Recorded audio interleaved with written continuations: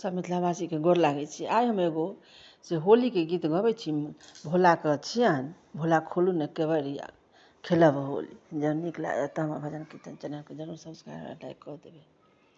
भोला खोलू ने केवड़िया खेलब होली, भोला खोलू ने केवड़िया खेलब होली, हो खेलब होली, हो खेलब होली। भोला खोलू ने, भोला खोलू ने केवड़िया खेलब होली। भांग पीने मतल छथि गौरी रंग घोरने ना, भांग पीने मतल छथि गौरी रंग घोरने ना।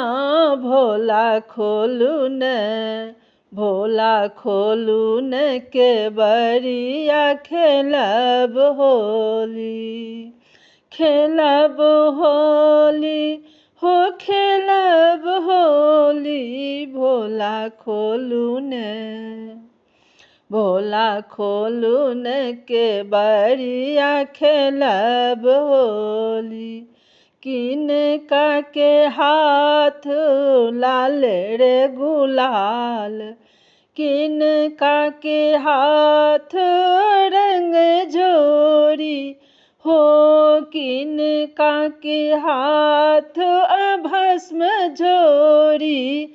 भोला खोलू ने, भोला खोलू ने केवड़िया खेलब होली। भोला के हाथ में लाल रे गुलाल, गौरी के हाथ में भस्म झोरी, हो गौरी के हाथ में रंग झोरी। भोला खोलू ने, भोला खोलू ने केवड़िया खेलब होली। किनका के पहिरन मृग छाला, किनका के पहिरन कुसुम साड़ी, हो किनका के पहिरन कुसुम साड़ी।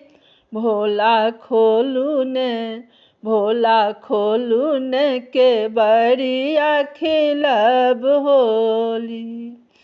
किनका के भीजन मृग छाला, किनका के भीजन कुसुम साड़ी, हो किनका के भीजन कुसुम साड़ी। भोला खोलू ने, भोला खोलू ने केवड़िया खेलब होली। भोला के भीजन मृग छाला, गौरी के भीजन कुसुम साड़ी।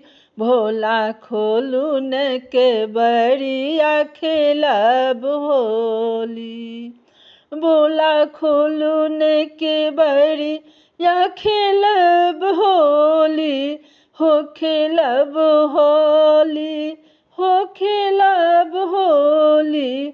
भोला खोलू ने, भूत प्रेत सब ढोल बजावे, जोगिन सब नाच करत, जोगिन सब नाच करत। भोला खोलू ने, भोला खोलू ने केवड़िया खेलब मिल सब होली।